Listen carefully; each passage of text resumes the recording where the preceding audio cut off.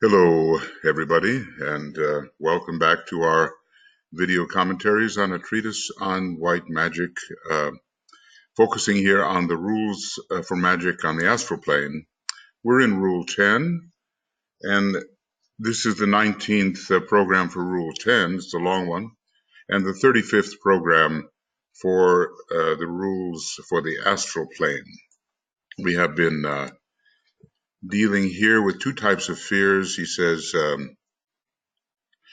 he's given us three methods of counteracting fear.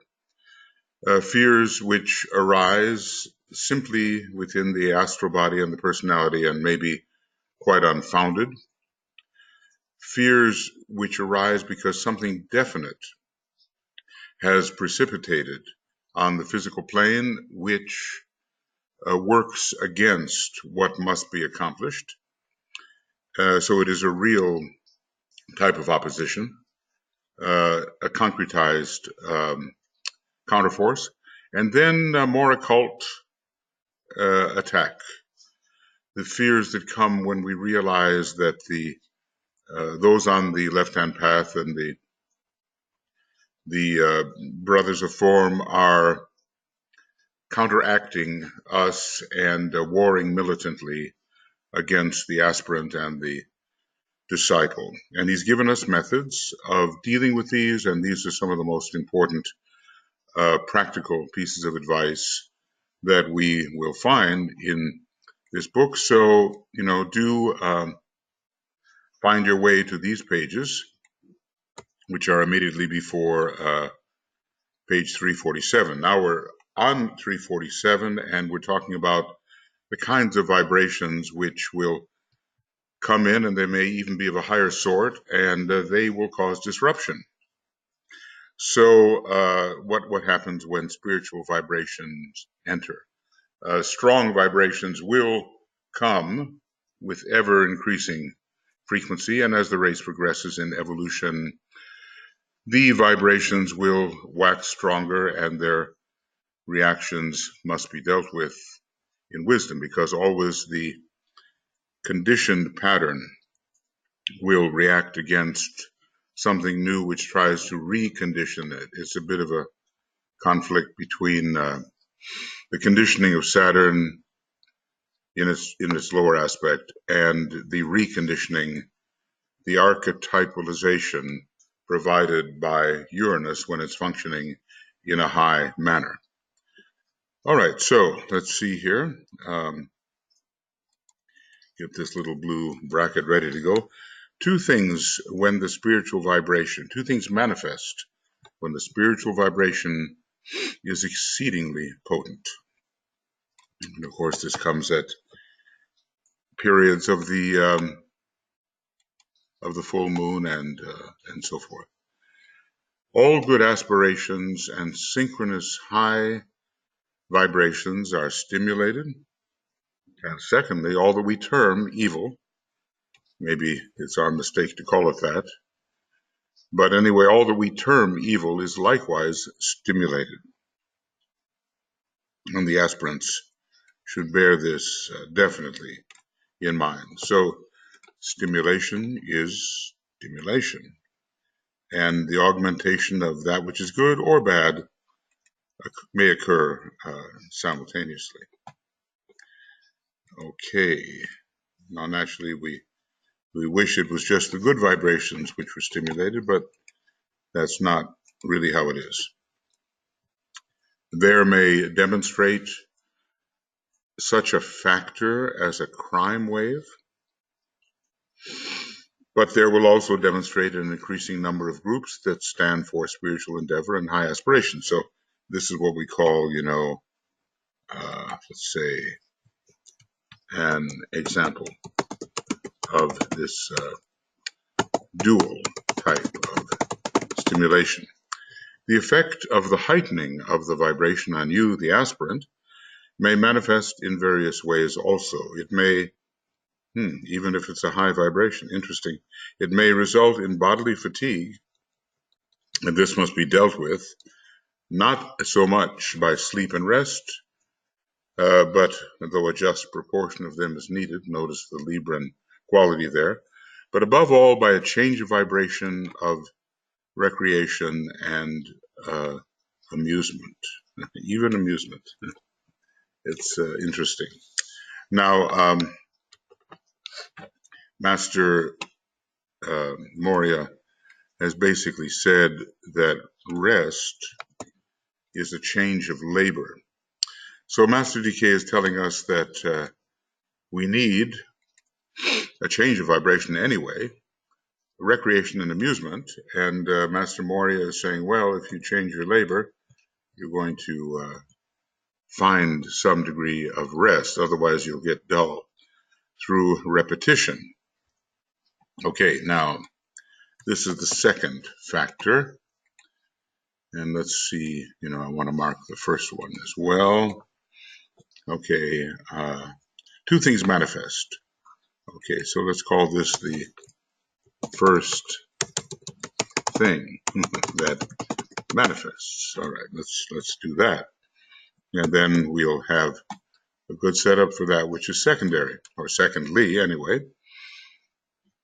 So there is a dual stimulation which occurs, a dual stimulation, the good and the bad, simultaneously. Secondly, even if it's a high vibration, it results frequently in profound depression, in an utter sinking of the heart as the future is faced. Interesting, this phrase, the sinking of the heart. Probably we have all actually, sort of physically experienced this. Face that future, however, and remember that what the future holds is not revealed, but the joy cometh in the morning. After the night, well, that's the idea. After the night of perhaps what we would term dreadful experience, joy cometh in the morning. So, because we think, well,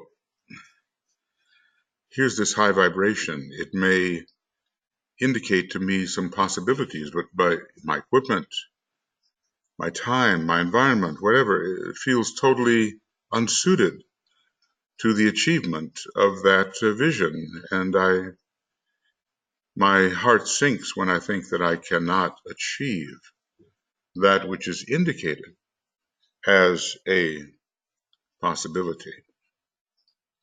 Joy cometh in the morning. Okay, well, that's a beautiful phrase. And, it's good cheer because no matter what dark night we may pass through, and we will all necessarily pass through the dark nights, there will be that upliftment of identification with the soul and realization that no environmental factor can ever finally subdue curtail the radiation of the soul and the experience of this expansive, loving, pervasive soul.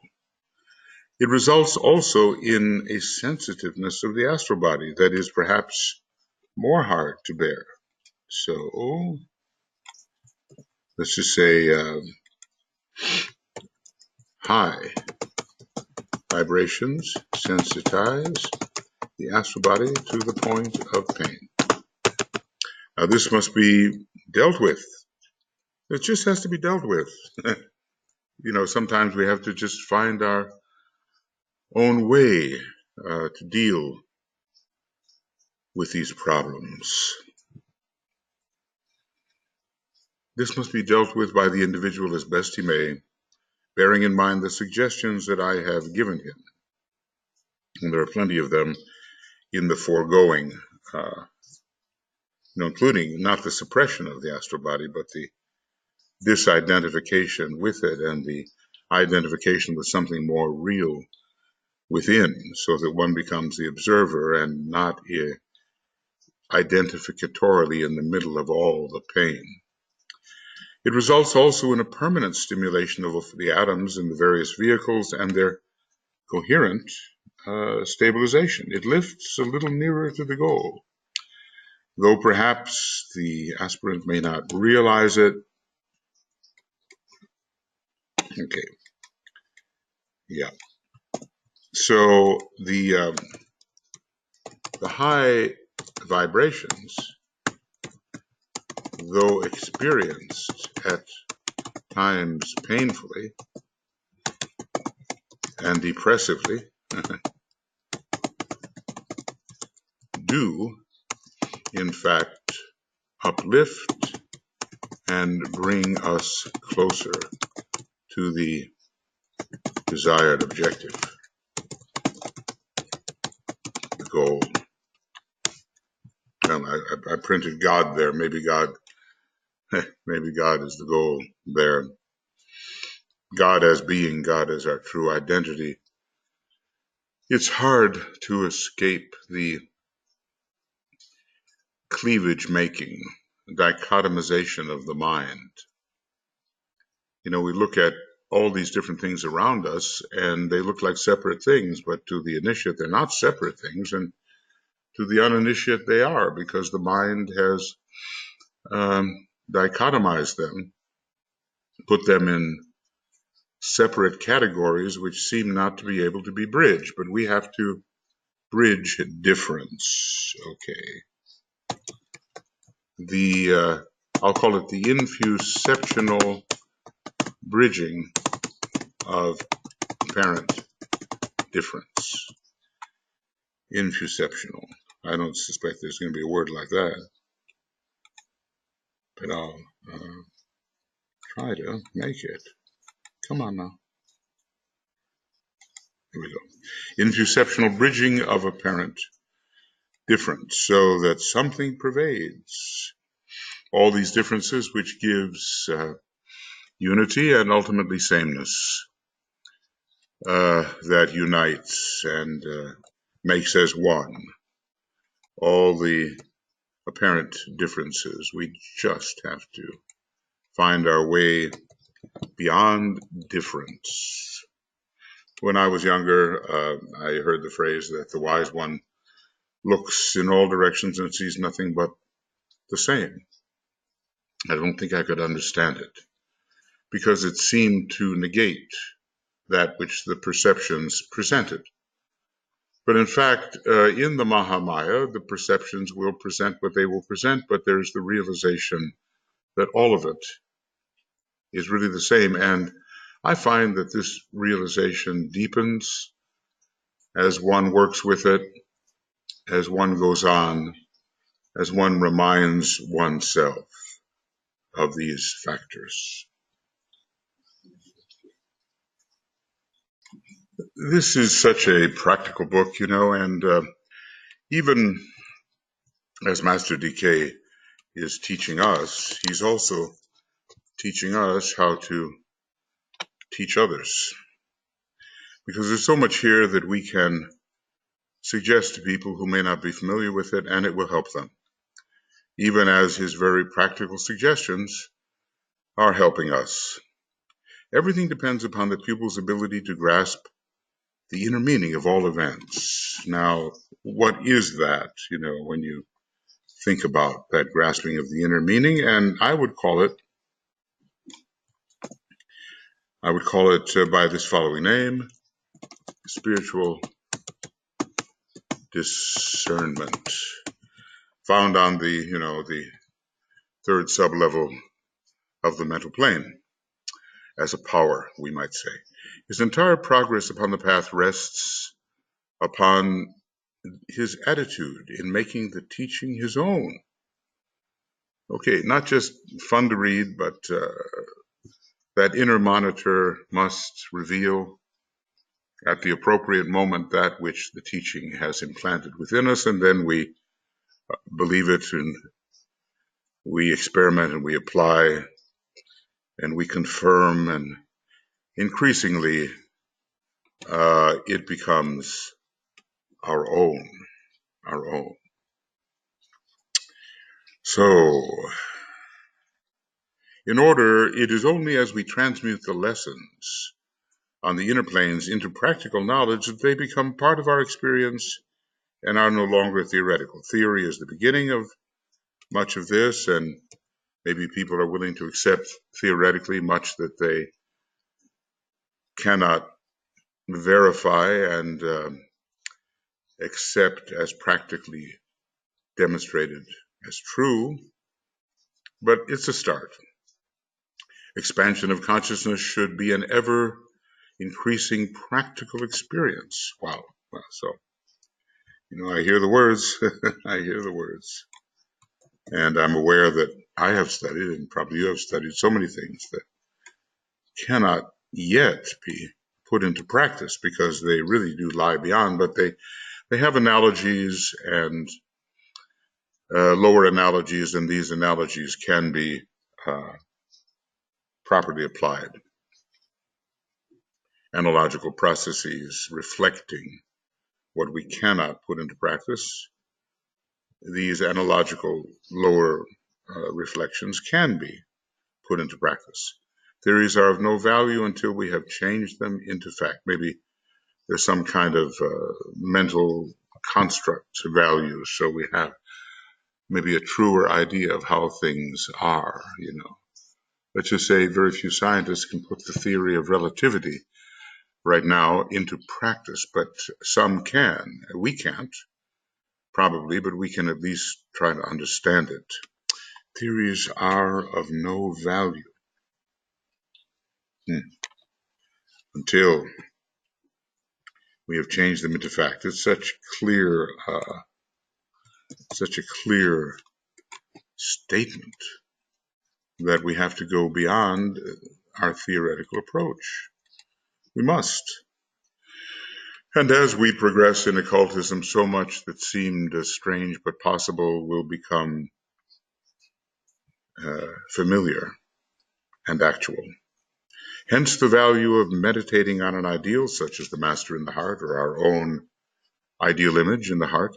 In the meditation, our thoughts vibrate temporarily to the meditation of the conception, measure of the conception. And in time, that vibration becomes permanent. So therefore, meditate on the ideal to stabilize the true conception as a permanent vibration and a permanent ability.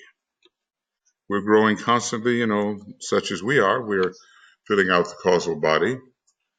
We're just beginning to be aware of it, and that we can consciously fill it with virtue, strength. We're learning how to do this, not in a haphazard way, but in a progressive manner. Now let's see. Was I correct? Was I incorrect? I said we start on page 3. Yeah, okay. So now we're moving on to another page. Those who, with eyes open, enter on occult training need indeed to count the cost. This is like, this fine advice from some elderly uncle who has been through it all and is trying to help us do the same. He is wiser, happier and wiser. And during some of the process, we may feel we are sadder but wiser because we've had to relinquish certain attachments, which previously apparently gave us happiness, but okay. The reward at the end is great, but the path is rough, and the true occultist walks it alone. Wow. I'm so many of these phrases that have been ringing in my ears for these almost 50 years that I've been studying this material are shown, I'm seeing where they come from here. You sort of remember the statement, but you may really forget the source. You may forget the source. The reward at the end is great, but the path is rough. We call it the thorny path of occultism. So there, it's like the sting of the scorpion. I once got stung by think a very little scorpion in Australia. Wow, it was I think I just grazed me, but it was a shock of pain. Anyway, from thorns, we get the shock of pain, and on the thorny path of occultism, we get the shock of pain. The reward at the end is great, but the path is rough, and the true occultist walks it alone. Or in the all-one, we might say, including all ontologically in terms of being, but somehow because of that extension of the monad into privation, walks it alone. The monad extends itself into relative privation, and thus the true occultist, as that extension,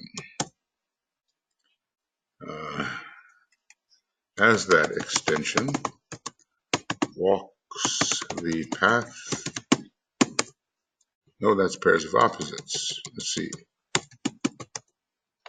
Oh, that would be a good one, wouldn't it? POOC. We would say, no. I want to get the path of occultism here. Sorry. Okay. Well, that's not going to be easy, and I've had to stop, unfortunately, which may interrupt the continuity of thought, I well realize. Path of occultism. I'll try to remember that.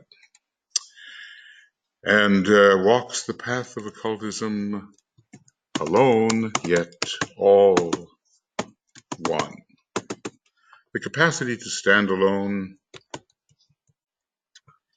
to assume responsibility and then carry all through single-handed, and to brave evil for the sake of the good achieved, is the mark of the white brother.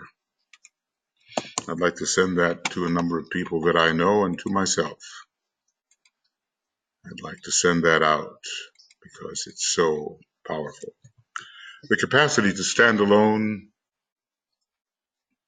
apparently alone, of course, because there are many on-watchers, you know, and, well, really, we're one being. You can't be alone. You can only be all one, but such is the nature of the great illusion and our particular perception at this time within the Mahamaya, which is the great illusion. The capacity to stand alone, to assume responsibility, and then to carry all through single-handed, and to brave evil for the sake of good achieved, is the mark of the white brother. Think about braving evil. What makes a brave? You know, in the Native American, a brave willingness to confront the opposition, which may be even lethal, but not running away, not shrinking back, not recoiling. The willingness to face the opposition. Mars is the planet which so often gives this willingness to go forth and willingly face the perhaps deadly opposition, having full faith in the immortality of the inner God. You know, a lot of those warriors of the past, in Greek times and so forth, they knew that if they died, they would be shortly in the realm of Hades. Hades was not hell. It was simply the shadow world, the astral plane, and so forth. They knew their life would continue. As Master DK says, there is no death. There is no death. There is no death. Be prepared then for loneliness, for dangers of a dim and obscure character, and expect to see your life spent for no reward that touches the personality. It's just one good statement, good sentence after another, memorable. And I've memorized or remember these anyway. They've been with me, lo, these many decades. Be prepared then for loneliness, for dangers of a dim and obscure character. Maybe some of us become familiar with these occult attacks, and expect to see your life spent for no reward that touches the personality. But okay, if it touches the soul, that's what we want. It is only as the consciousness expands and one finds one's true position in the cosmic whole that the reward becomes apparent. But cease from fear and know that the personality is only temporary, and what matter if it suffer? It seems that, in this particular book, I want to underline everything.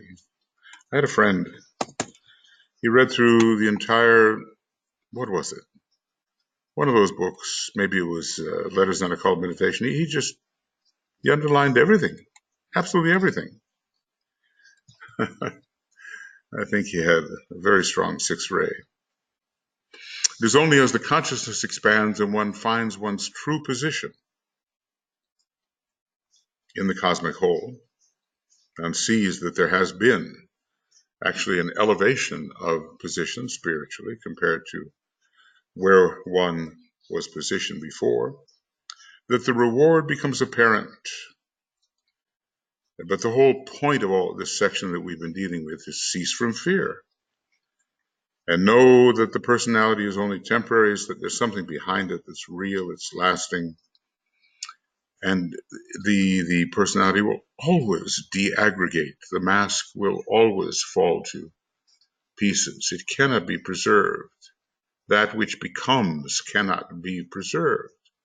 Only that which is, and even the archetypes themselves are not preserved except in the realm of absolute infinitude, which is post and pre-universal altogether. So what matter if it suffer? Well, we have to get used to that idea, because even if we don't think so, I think we're quite identified, more so than we think, with the personality. Some good gained for the universal brotherhood, some law explained and demonstrated in the life of every day, as in the case of the Christ, the law of love, not considering it the sixth systemic law, but something more, a cosmic law, the law of attraction. Some good gained for the universal brotherhood, some law explained and demonstrated in the life of every day, may make the master say eventually, yes, eventually after it's all over, well done. They just don't want to speak prematurely, because so much more is lost through premature compliments than through some chastening, which may seem unpleasant at the moment, but guards the quality of what is being attempted. So we have to get, poor Milarepa, he had that, unfortunate Milarepa, he had the teacher Marpa, who basically said every time Milarepa built a structure he was instructed to build, Marpa said, no, not here, there. Then later, no, not there, somewhere else, and somewhere else, and somewhere else, until Milarepa's lower personality sense was defeated. And Milarepa emerged from that life at least as an initiate of the fourth degree, and maybe he made astonishing progress and even achieved some kind of mastership. But it's better than giving compliments which force or encourage the reduction of the necessary point of tension. Compliments, oh, what a relief, and then your point of tension just dissipates, and your ability to accomplish dissipates along with the point of tension. So this is where Master DK really shows his kind of aspiration, kind of will that got him where he is. Let your eyes, therefore, look straight on. Turn not to the right hand, nor to the left. The path leads upward and on to greater rapidity of vibration and to greater sensitiveness. Seek the point of balance in your work and keep that balance. For the years hold much work, much pressure, and much suffering. Well, I'm just so grateful for the kind of strong advice that's being offered here in words that you cannot really resist. You cannot brush them aside. They go right into you, into your mind, into your heart. And at some point, when the going really gets rough, such words as this will come to us. Let your eyes, therefore, look straight on. Turn not to the right hand nor to the left. The path leads upward. We're told it winds upward all the way. It's a poem. The path leads upward and on to greater rapidity of vibration and to greater sensitiveness. Hard to bear, though. Seek the point of balance in your work so that the work may be preserved and not fall apart. And keep that balance. Tread the noble middle path, I guess we're being told. For the years hold much work, much pressure, which Master Moria says this pressure is the law of existence, and much suffering. Are we willing to bear it? I suppose when we find out what we really are and see ahead to what is coming, we are willing. This is, I love these exhortations. I guess it appeals to my sixth ray, And we do know that Master DK had plenty of that, as some of the older masters jested. Are you strong enough to see the world's woe, to see disaster and yet keep joyful? That's a special strength, to preserve joy. Oops, I see what the problem is here. A special strength to preserve joy in the face of disaster and suffering. Yes, it's a special ability. And he's asking, can we do it? Can we really do it? Can you be a partner in the work of furthering the evolution of the race and see the necessity for trouble and for discipline and yet not move to stem the tide of sorrow? Okay, well, I'm sorry, I was called away here for a minute, so let me repeat this. This is an exhortation. And, Master DK is aware that in teaching, exhortations are really necessary because we have our aspirational level has to be lifted. We're not yet at the stage where, we are pure will. We hardly know what will is. So we can accomplish much through an elevated aspiration. And so he challenges us to have something powerful arise within us to do the job. Are you strong enough to see the world's woe, to see disaster and yet keep joyful? Because joy cometh in the morning, and joy will be for everybody. And it will all look like a dream. Is life a dream? There's an old song about that. And I never could understand it, but increasingly studying occultism, I do understand it. It's the inner worlds that are not the dream. To die perchance to dream. Aye, there's the rub. That's, from Hamlet, but this is the dream. Can you be a partner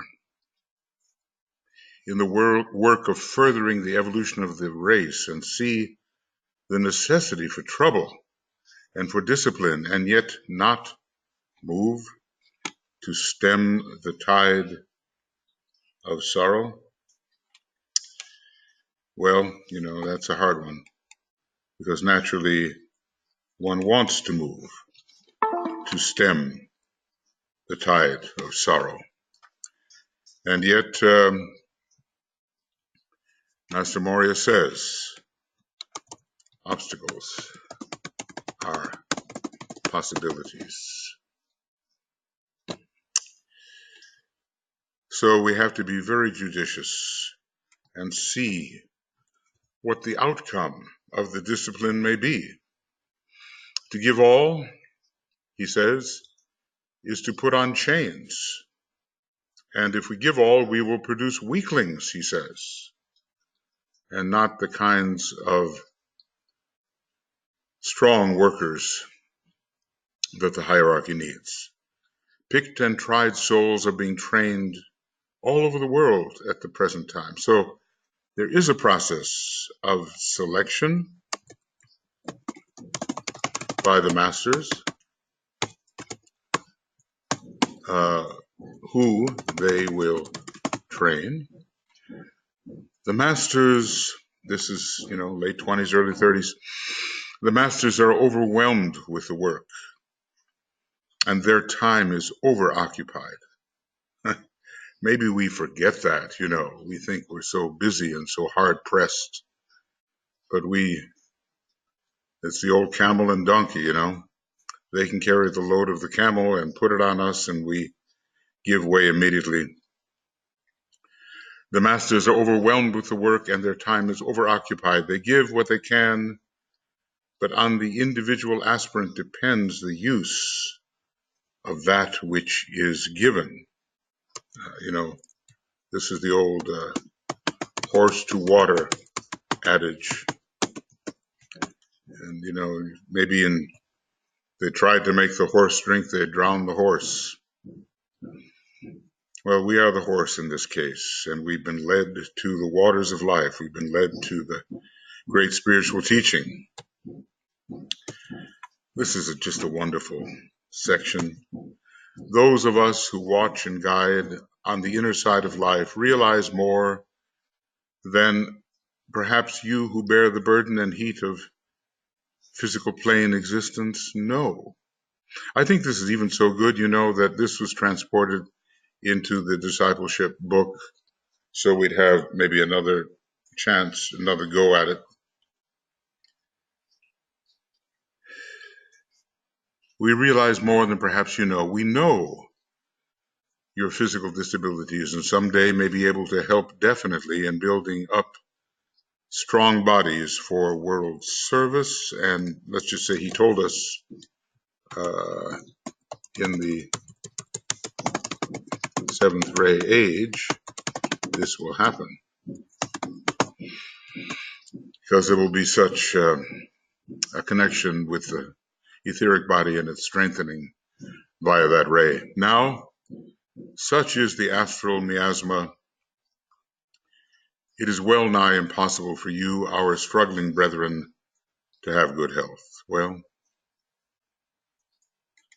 that's a direct statement, And we may wonder, all around us are the corruptors of health. And I think things have improved quite a bit. I think if I can switch around here a little bit, things will be a little better. Yeah, maybe so. The karma of the world prohibits good health. Now, early 30s, the storm was gathering.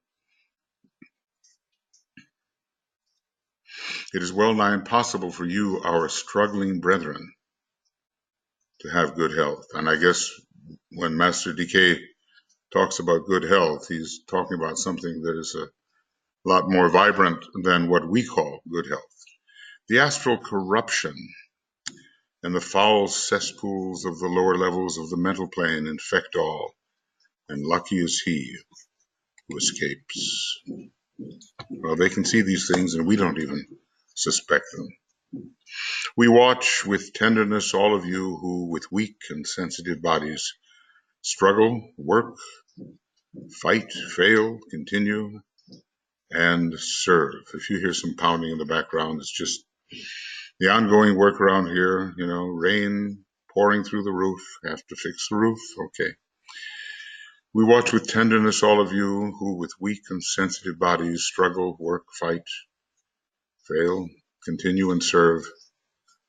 Not 1 hour of service given in pain and tension, not one day's labor followed with racked nerves, with head tired, and with heart sick is allowed to pass unnoticed. It's, really, it's beautiful about their solicitude for the likes of us.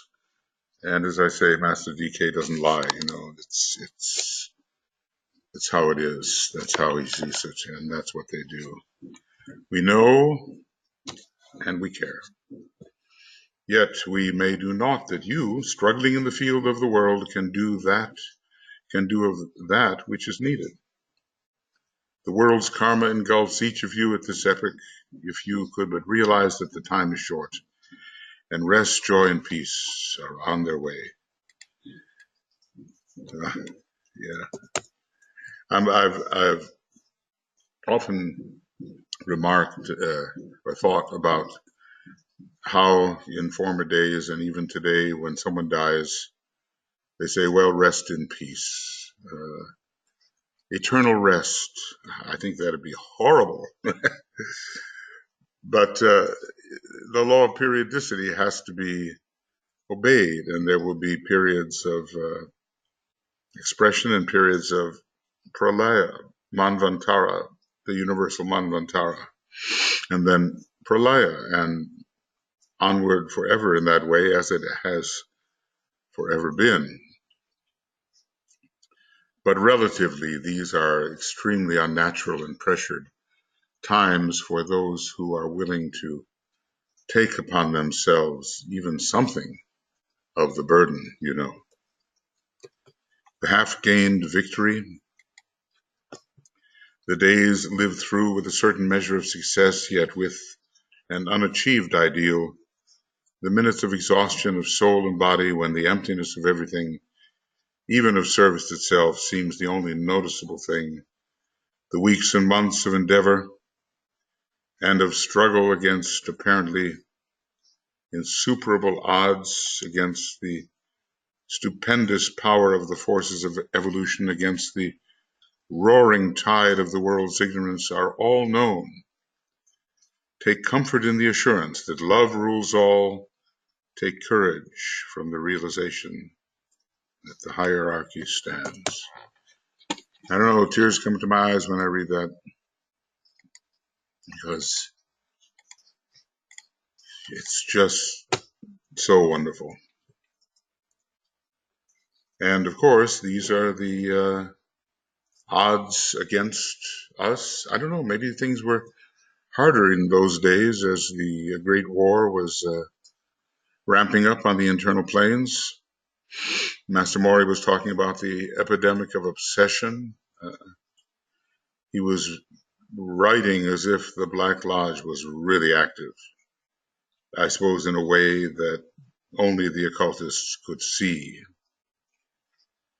So this is also found elsewhere in the books, I think, transported into the Dina books. The roaring tide of the world's ignorance. That's a phrase which has really stuck with me. And yet even the stupendous forces of evolution going towards a destination which we cannot fathom and being irresistible can cause great distress. We move on towards a great destiny, but meanwhile, the things we've been holding on to are shattered. What then? Well, the faith. Take comfort in the assurance that love rules all on our planet, in our solar system, take courage from the realization that the hierarchy stands. And I just got to say, what a great assertion. Take courage from the fact that the hierarchy stands. Take courage from the realization that the hierarchy stands. Take courage from the realization that the hierarchy stands. I'd like to, just get that into my deep understanding so that in the dark moments, I too and all of us can take courage from the realization that the hierarchy stands. Those who are to teach the world more about the masters and who are being trained to be focal points of contact are put through a very drastic disciplining. And do we even notice the elements of that disciplining?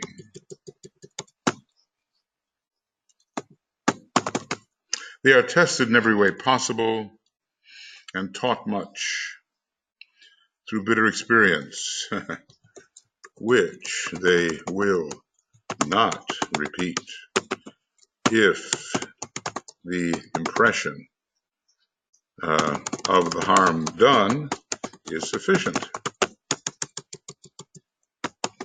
Think about your bitter experiences, sometimes, well, whatever they may be for you, sometimes they're deaths, sometimes they're divorces and breaking up of relationships, sometimes they are loss.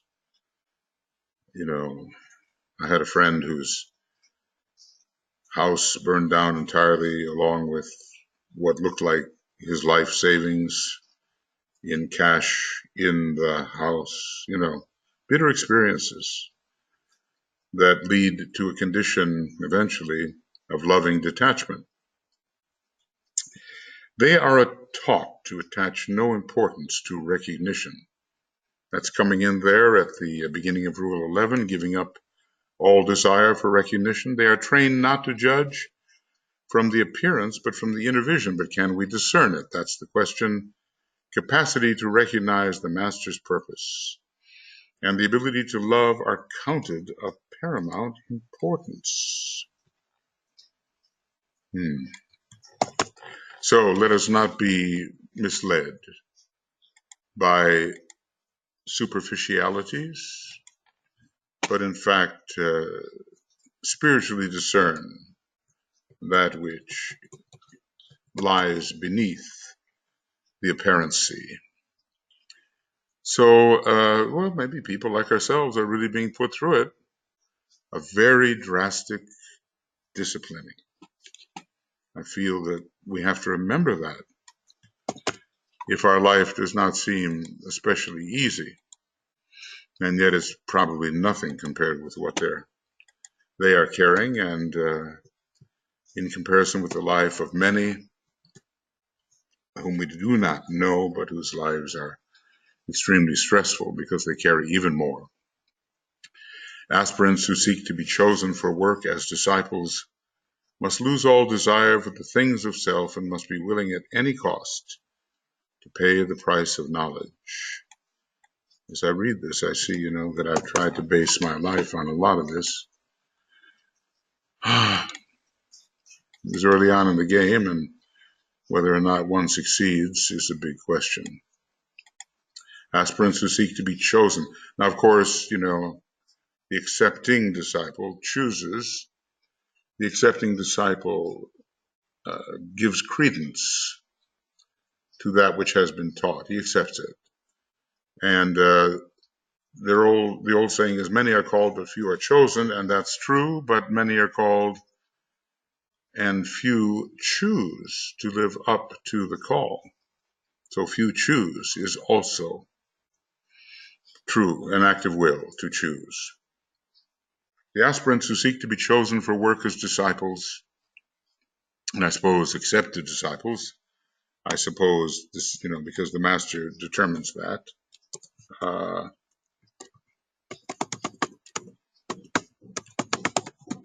must lose all desire for the things of self and must be willing at any cost to pay the price of knowledge.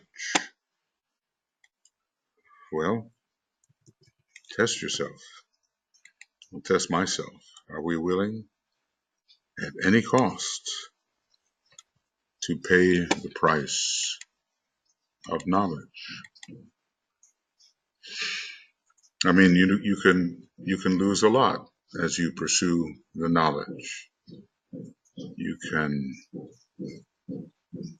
lose reputation. You can lose your financial stability. You can lose your relationships if someone in the relationship is wanting something else. You can lose secondary things.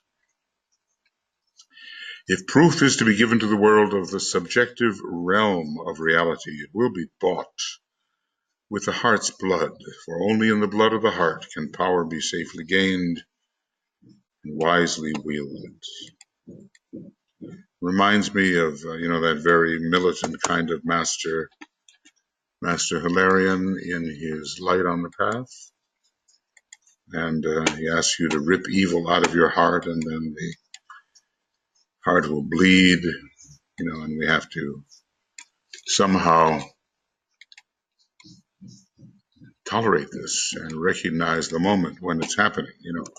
We can understand that certain esoteric approaches are absolutely necessary, but do we recognize when they need to be applied? That's the question. If proof is to be given to the world of the subjective realm, and right now not so many believe in it, except vaguely of heaven and hell, of reality, it will be bought with the heart's blood. There's the absolute need for sacrifice. For only in the blood of the heart can power be safely gained and wisely wielded. We have to demonstrate always that we are ready and willing to sacrifice. As you go on and as aspirants study the hidden laws of nature, you will realize the need for the price paid. And somehow I do remember the old days when I was reading this, and it's now coming back to me, decades later. I see more, and all of us will see more as we keep living the life, and what was theoretical will have demonstrated itself as practical and real. The spiritual unfoldment of the disciple's character must keep pace with his inner knowledge. I suppose that's the reason why the fifth ray ashram was suspended in its activities, maybe from 1950 to year 2000 or maybe beyond, because the moral character of human beings had not kept pace with the bounding pace of knowledge acquired. This knowledge grows in three ways. Okay, so let's call this the method of growth of inner knowledge.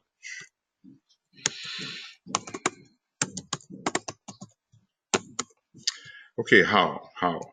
By definite expansions of consciousness which open up to the disciple the realization of the points to be attained, and one might almost say the points of tension to be attained. This produces in his mind a formulation of what lies ahead to be grasped, and is the first step towards acquirement. An aspirant is definitely taken on the inner planes and shown by a more advanced chela what is the work to be done, much in the same way as a pupil is shown by his master the lessons to be learned. So we might call this in a way seeing ahead under guidance by the more advanced. So at least we have to have some kind of conception of what may lie ahead. And interesting, these things may be well forgotten, but even an aspirant, not even one who is necessarily yet a disciple, is definitely taken on the inner planes, I suppose during the hours of sleep, and shown by a more advanced chela what is the work to be done. And maybe a true aspirant has taken the first initiation. If one is a chela, really, one has taken the first initiation. So we see maybe the point at which this showing is occurring. Okay, so, I'll kind of underline these major points as we go through them. I think I can see a lot of value in memorizing all these tabulations, so we see the sequence of things. So we're shown something, okay? This is how knowledge is gained, And we'll call it here more. Whoop, don't be too fast. More on how knowledge is gained. The next step is the mastering of the lesson and the working out in meditation and experiment of the truths sensed. So the conception, the foresight is good, it's a start, but next comes something where we actually make that which we see our own. This is a lengthy process, for all has to be assimilated and made part and parcel of the disciple's very self before he can go on. And that's what I'm, thinking. 7 years remain until 2025. How much can we assimilate and make, as he says, part and parcel? Wrap it up. It resembles the working out of a sum. Well, before the era of computers, perhaps. But anyway, laborious hands-on method in your mind. Figure by figure, line by line, the working out being carried forward until the answer is achieved. The work is done both on the inner planes and on the physical. In the hall of learning, that's the second tier of petals, isn't it? Pretty much. The pupil is taught nightly for a short time before proceeding with any work of service. So if we're engaged in a work of service related to the hierarchy, maybe we can realize that we have been shown something about how to proceed. This teaching he brings over into the physical brain consciousness in the form of a deep interest in certain subjects and in an increasing aptitude to think concretely and abstractly on the various occult matters that are occupying his attention. So we may not recall exactly the kind of guidance, the kind of instruction we received on the inner side in preparation for certain parts of service, but we will be deeply, deeply interested. And we'll be able to think about these things, and not only in the abstract, but in a way which will help them occur. And of course, DK is assuming that spiritual occultism will be foremost on our mind because we need to reveal the truth of the inner things to people so they can have a truer sense of values almost immediately. When you think about the time equation here, it's needed almost immediately. He attempts to experiment and tries various methods of studying the laws, and in process of time arrives at results which are of value to him. And we say, guided by his own deep interest, which is impelled by the inner instruction. Time passes, and as he appropriates and knows more, his knowledge takes a synthetic form, and he becomes ready to teach and to impart to others the residue of knowledge of which he is sure. I, sometimes wonder how much of Master DK's writing have we assimilated. I sometimes test myself on this, and maybe I'm climbing towards 2 or 3%. But then when I reevaluate it, I feel that it's less than 1%. I mean, really, to be honest, generalities, yes, but there's such incredible specificity here that if we are really to examine what has been given, our percentage of assimilation is very low, the residue is very low, but we can give something. Okay, and okay, so we have to look ahead, we have to master the lessons, and basically this is the hour point. But can I go on? Will I be interrupted? Almost certainly. Or something that has to be done on the concrete levels. It's real. The concrete levels are real. Or maybe actual. Maybe they're not really real, but they're real enough. All right, so onward then. This is 1 hour of number 35. In teaching others comes further knowledge. I can really attest to that, and I'm sure many teachers can. The old saying is, maybe the listener is gaining 5%, maybe the teacher is gaining 95% of that which is taught. The definition of truth in teaching crystallizes the facts learnt, and in the play of other minds, i.e. webinars, classes, so forth, the aspirant's own vibration becomes keyed up to ever higher planes, and this fresh intuition and fresh, what? And this fresh intuition and fresh something, and fresh reaches of truth, yes, pour in. So teaching leads to learning. And I think, all of us who really are students of this, we have to remind ourselves of this. Maybe we're working in a school like the Arcane School for Esoteric Studies, maybe Moria Federation, whatever.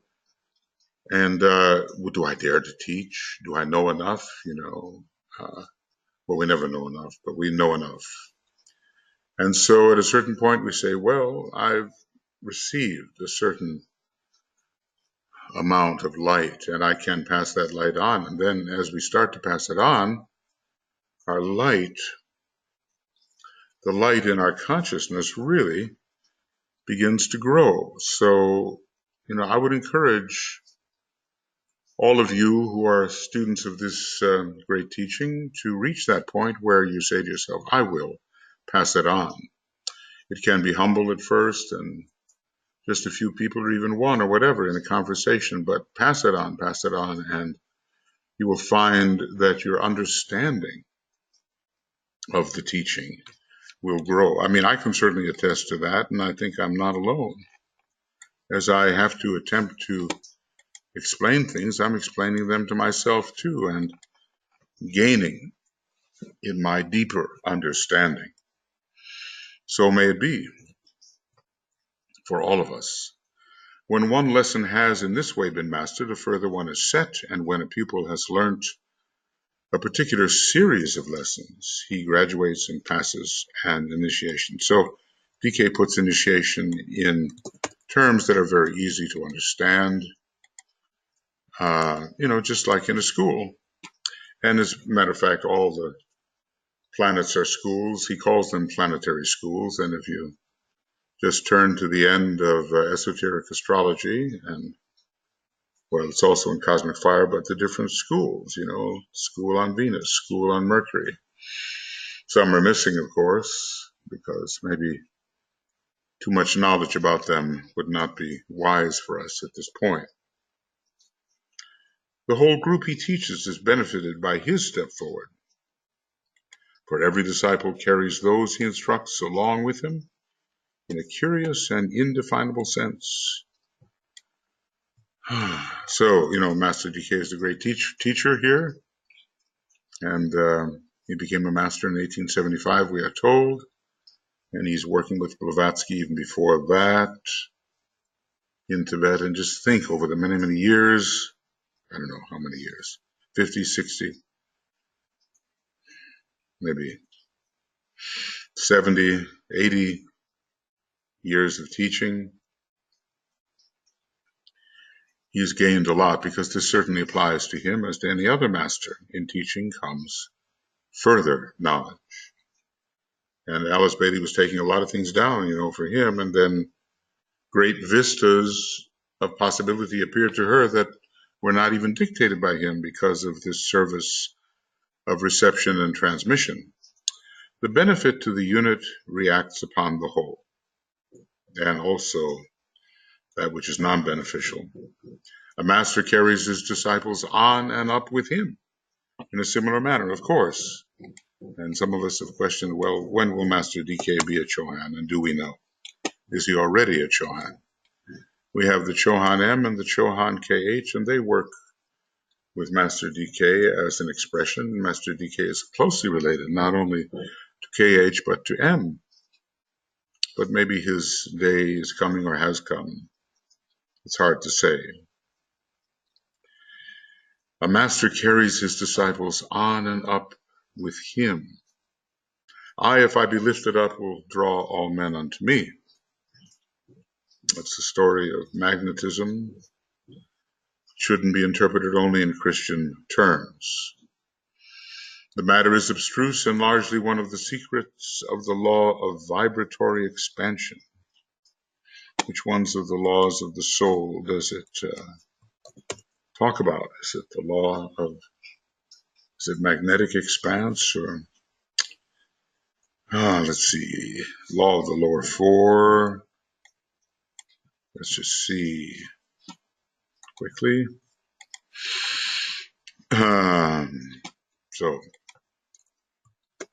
law of the lower four, because an expansive response will be right near it.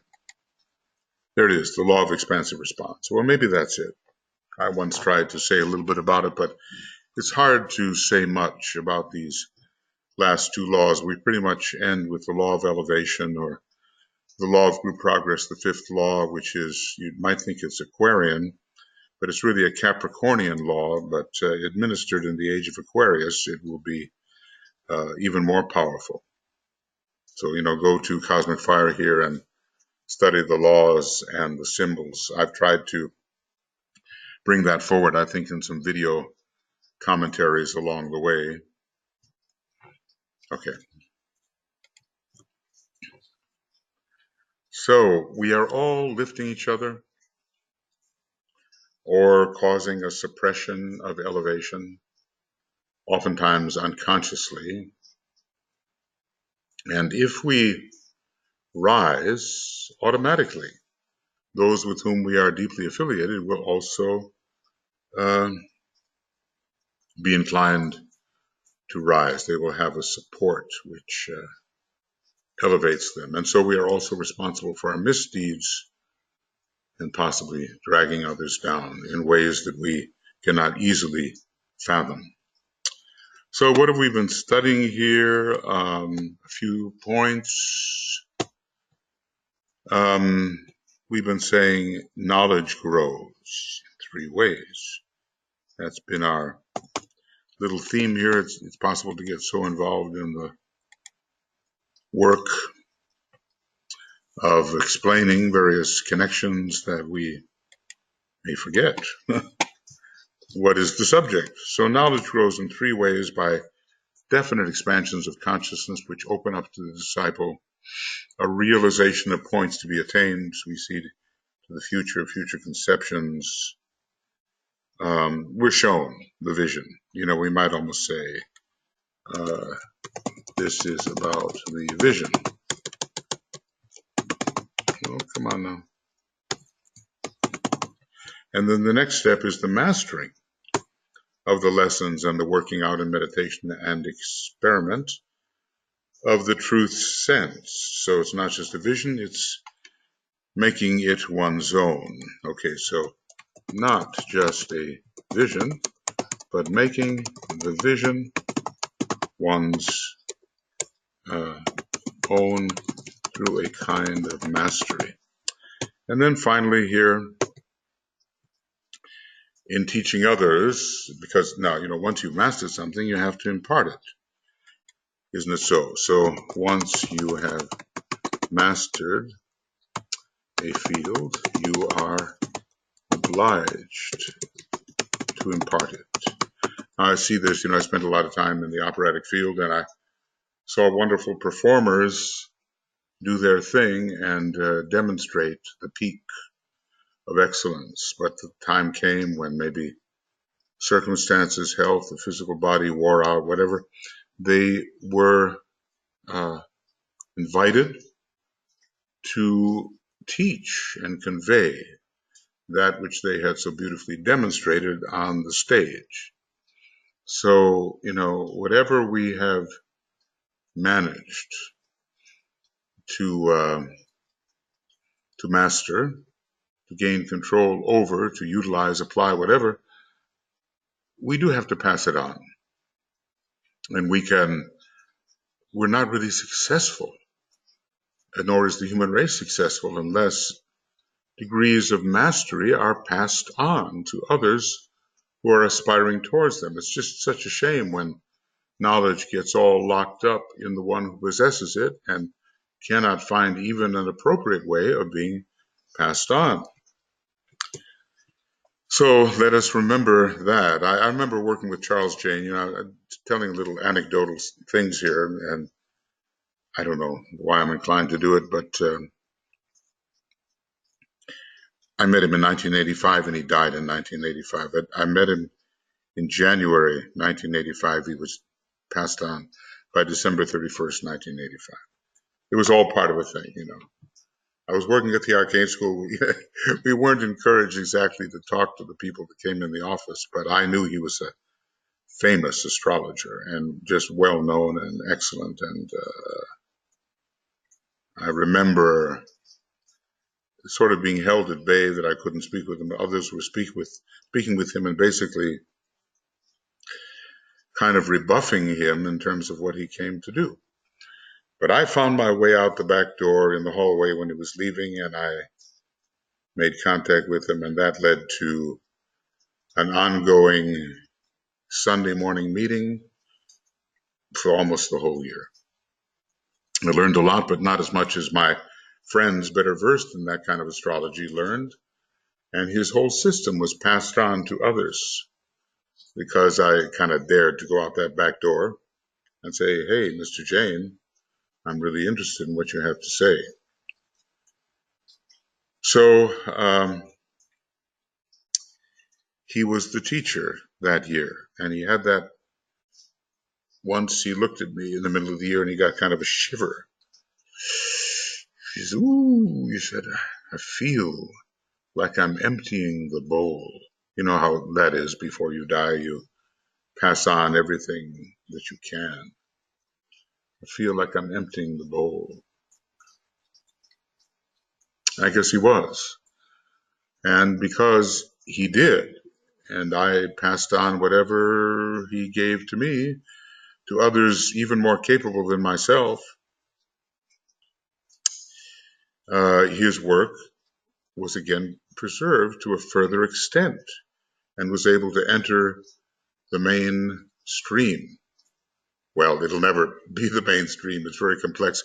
His work is all about how there are 49 internal charts for every human being. And I know some in the pre-computer days who spent their whole life working out their own 49 charts. The degree of complexity is just overwhelming, but there are those interior charts, and the astrologer Nicholas Nelen is very accomplished. He knows about those, and he can pass on to others now what he has learned as a result of coming in contact with this material, which would have just died all locked up with Charles James. So remember, everyone, that when we have something and the bowl is got some content of value, it's got to be emptied in the right way so that others can benefit. It doesn't do any good to just take it with you to the grave, Anyway, my little lessons here, if you'll abide with my anecdotal, my stories. Okay, Now, the second initiation, he says, marks the crisis of the control of the astral body. After the and then, okay, it's called the baptism, and it's the toughest lesson for the 2, 4, 6 types, and for those maybe upon the first ray. Tough test. Okay, tough test. So, you know, I've told this story, but so many people, they're sort of applicants to the second initiation, they really think somehow they're applicants to the fourth initiation. Maybe there's some similarities. I think that leapfrog method, my old friend Robert Girard, he lived to be 95 years old, at least, I think, something like that. He would be now 102, but he was very, very tough, wonderful psychologist and esotericist. And he said, well, it's a leapfrog thing, when you're taking the first, some of the qualities and capacities and demands of the third are brought home to you. Take the second, it's thus with the fourth. Take the third, it's thus with the fifth. The leapfrog, or maybe we just look at it as kind of a resonance factor. So, but this question of taking the second initiation and taking the fourth, thinking you're taking the fourth is a common mistake because there's a lot of suffering involved in that second initiation. And when we suffer, we naturally think we're going through the crucifixion. But DK straightened this out on that matter in the later letters to his disciple ISGL. Yeah, group love was one of those things, and stability too. I'm forgetting what the I was, but I can go back and get it. Anyway, his name, he had some ashrams on the physical plane in North Carolina. What's the name of that nice city in North Carolina where spiritual things tend to happen? Can't think of it at the moment. And also in Montana, and various groups of students. And the reputation is that his students knew their stuff. But he was very first ray, and they overestimated him, and he overestimated himself. It's so easy to do, He had a lot of Leo, and it's easy to overestimate. Well, they used to say about Ronald Reagan that he had wandered into his anecdotage. Interesting combination of words. It's older people they tend to tell stories and little anecdotes, So I'm trying to make them relevant to what we may be reading here. I hope I'm not boring you to death. The crisis of the astral body, and so many of DK's students in his peripheral ashram there, they were on the periphery of his ashram. They had that in sight, the second degree. Some were passing through it, some would in the next life or the next couple of lives, May take a long time or it may not take so long. But generally the time between first and second is a long time, generally, but it might not be, depending upon how we handle time and the purity of our consecration to the task. After the baptism, there remain the three temptations, demonstrating the complete control of the lower three vehicles, and everybody's got to go through it. It's not just how the Christ demonstrated. He demonstrated these things on a very high level, but no, we all pass through that. And the world, the flesh, and the devil, So if we pass, then we're ready to go onto the path of initiation. If we pass the world, flesh, and the devil in our encounter with the lower nature in the, quote, desert, then we are ready for the continued progress on the Syrian path of initiation. Then comes the transfiguration, followed by knowledge of the future, because the higher psychism enters now, involving the Ajna Center. The higher psychism enters, involving the Ajna Center, and complete self-abnegation, and that's at the 4th degree. Some 3rd degrees don't have that yet. At the 4th degree. We have the story. I repeat it. The rich young man, take what you have, sell it, give the money to the poor, and follow me. Well, it's not complete self-abnegation yet. He didn't do it, but of course by now, that was a long time ago. He did that, and he's passed on, and he's probably some high initiate in some capacity. So, what do we have here? The moment of conception, which we liken to individualization, that's let's just see, the birth of that which will become millions of years later, the initiate. 9 months of gestation, and that 9 months is millions of years. We've all been through it, if I say to you that those who are really interested in these matters have been through maybe 99% of their lives as a human being, it might seem like an exaggeration, but I once did kind of work it out in terms of the thousands of lives we have and the millions of years we spent, and it certainly seemed like in excess of 99%. And then the first initiation, the birth hour. So all this process is a moving, is an entry into the 4th kingdom of nature, and thence much later into the 5th kingdom of nature.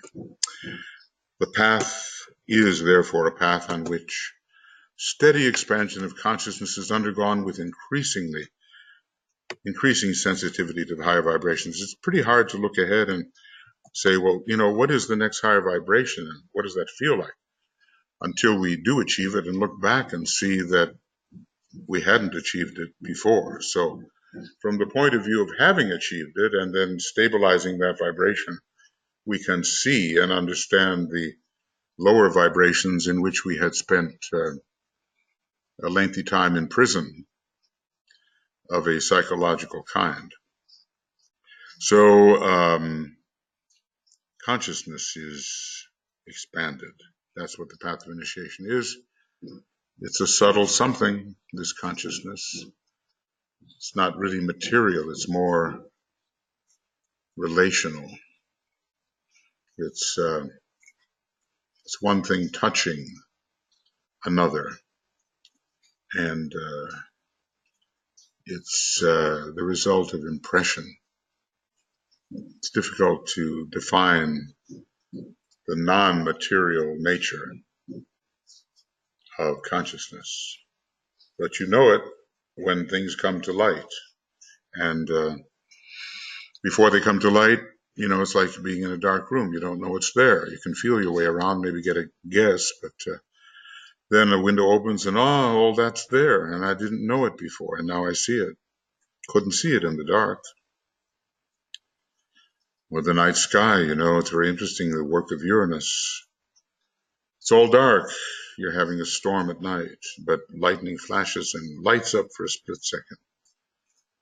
All that is around, well, that's that very first of the processes we've been looking at here, and that's the opening up to a realization of the points to be attained, the seeing ahead, even if for just a short moment. And maybe during the initiation ceremony, we only see for a short moment because something like lightning occurs. And the one initiator is ruled by Uranus in a way, and he's imparting the lightning of revelation.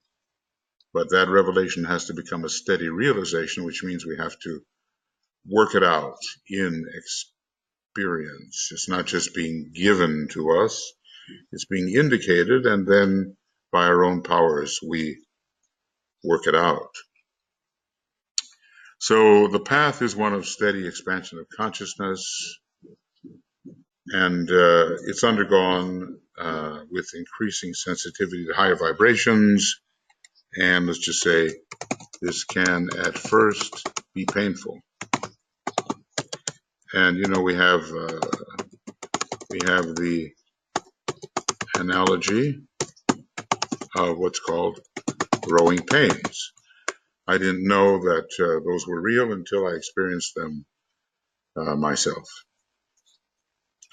This works out at first as sensitiveness to the inner voice, and this is one of the most necessary faculties of the disciple, and we say hearing. Okay, let me just get rid of that.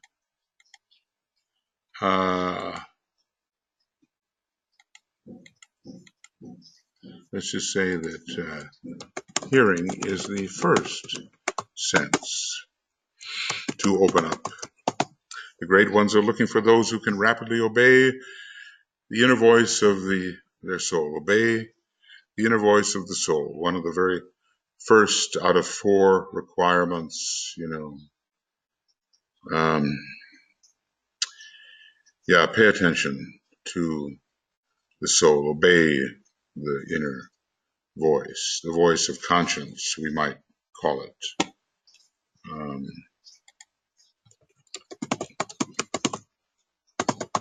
It's in that inquire the way list, you know. It's in this book, you know. So, this is telling me that I have a very full disk. But I'm just hoping that my full disk is not that full. Otherwise, I'll be in a real pickle here. So, fetus, no, that's not it. So let me just see. Okay, and hopefully it will tell me that I've been saving, and it didn't allow me to save. Well, that's not good. We cannot save. Yes. Save as. Okay. And let's just try that. And now we'll hope to see the right time. Yes. 1640, there was a save. I eliminated a lot from this computer, but it's still overstuffed. Okay. Hearing is the first sense to open up. The great ones are looking for those who can rapidly obey the inner voice of their soul.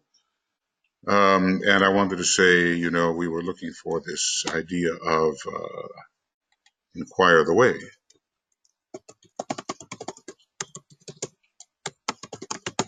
And it's part of a 4-fold list found in 3 places. Inquire the way, obey the inner impulses of the soul.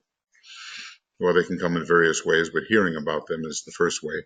Pay no attention to any worldly consideration, and live a life which is an example to others. Now, wow. Those are such simple things, but to become an adept, says DK, you have to do those things. This is in White Magic later in the book, page 583. The times are critical, and all aspirants are urged also to render themselves sensitive to the voice of the master as well. And maybe we confuse what that is at first.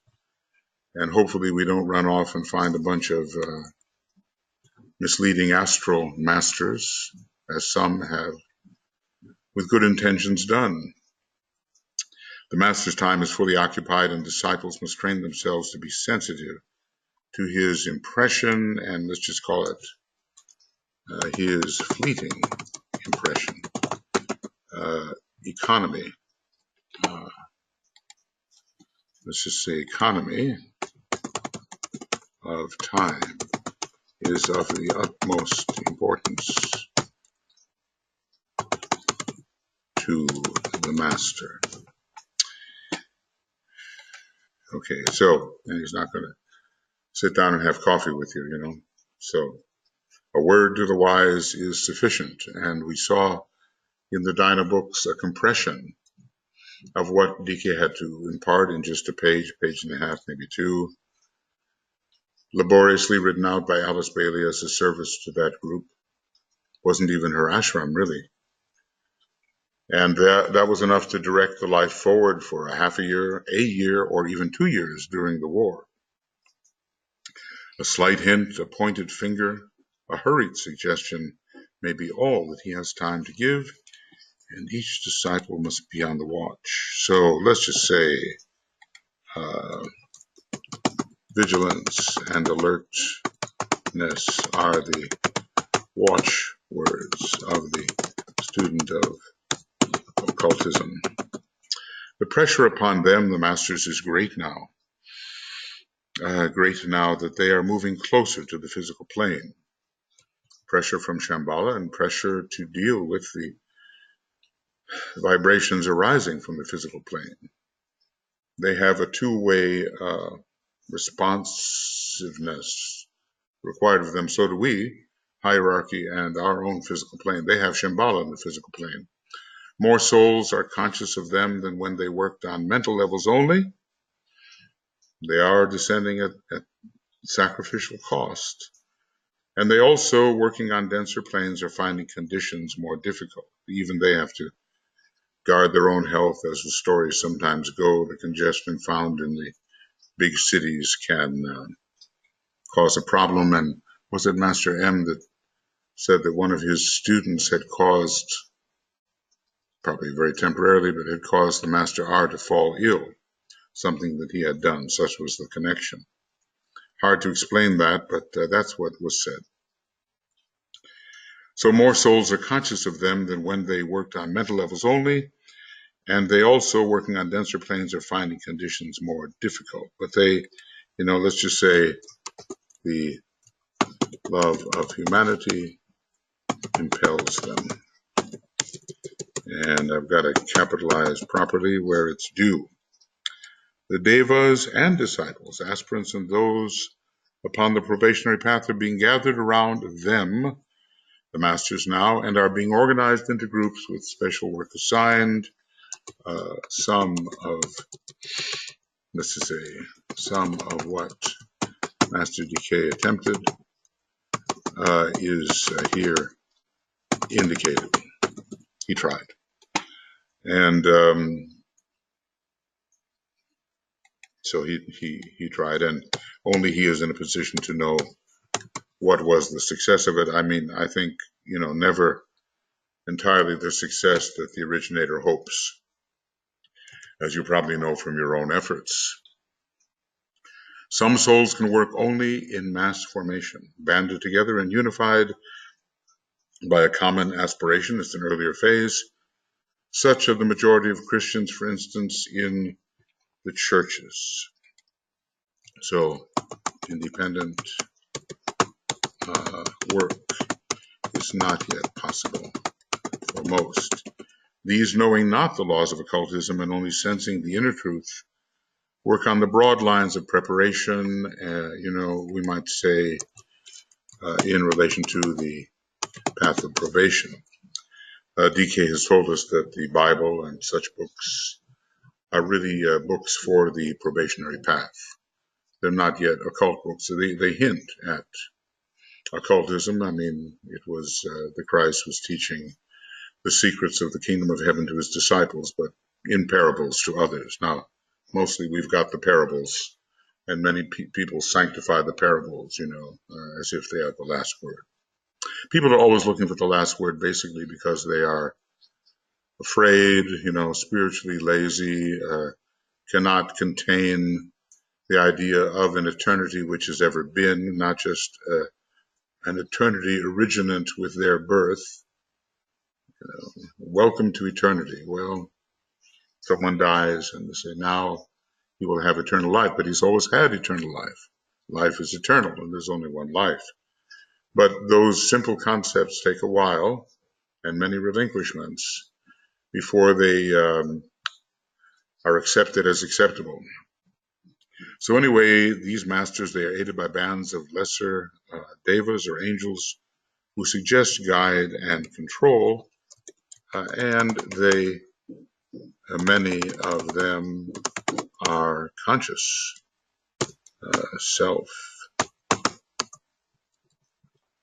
self-conscious. Oh, let's see if I can, is this correct? Self-conscious, yep. Others, excuse me, more advanced work in smaller groups.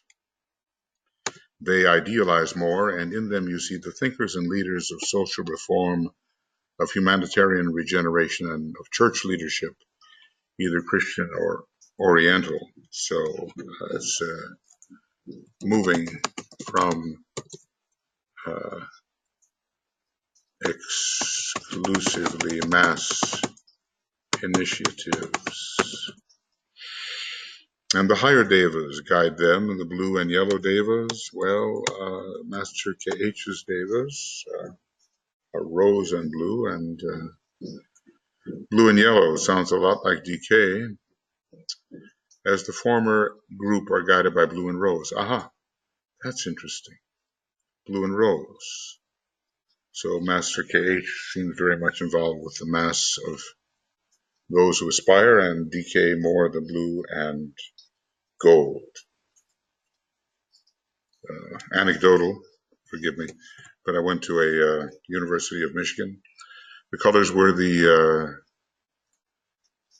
yellow and the blue. I guess the flag of Sweden is that way now. And there was always this Glee Club refrain, hurrah for the yellow and the blue. And I've always loved the yellow and the blue together. So that sort of mental factor is coming in on the yellow, and the blue is the heart factor. And when we deal with the rose, we're dealing with the solar plexus and with aspiration, and the blue, of course, depending on the shade, again, the love vibration. Back of them stands the still more advanced, the aspirants, probationers, and disciples of the world. If you say back of the church people, and even the leaders of the church people.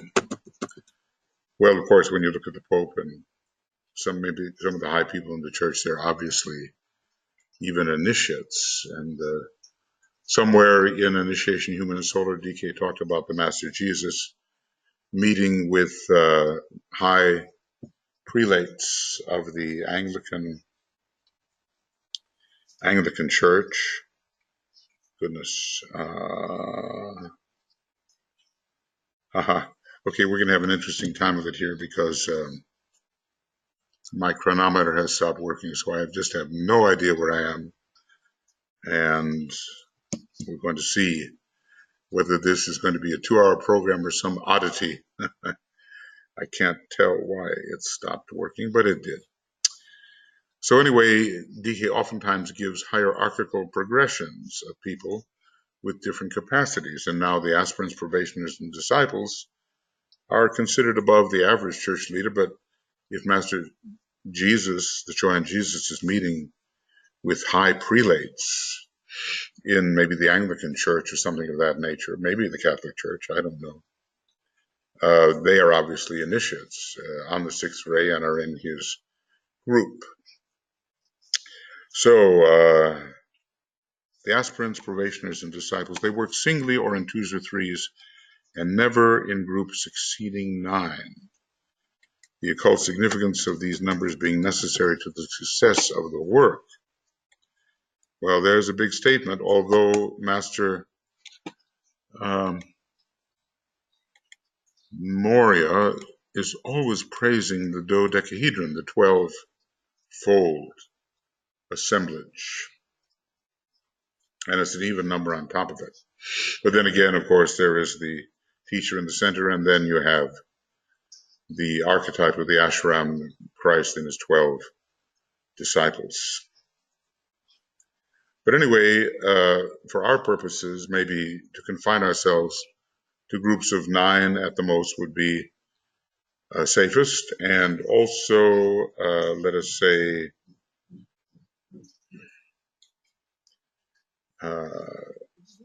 the odd numbers should be sustained. And maybe then we can learn more about the 12 and the 1 when we are something else, something higher. So great white and gold devas attend their labors, and I'm thinking that a Master M works with red and gold devas. Is that correct? I think it's more or less correct. Moria devas. Let's see what kind. Okay, angel colors white and gold. White and gold. Okay, no, so I'm wrong. I'm wrong on that. So let's just see, save as, and hope for the best, hope for the best. So he talks about, it's going to be a tough one. I've got to be getting rid of, maybe the file is just too big. White and gold. So Master M works with white and gold devas right here. Oh, no. Maybe 3. What does he do? 3 great groups of angels, the gold, the flame-colored, and the white and gold, work on mental levels with those lesser angels or devas.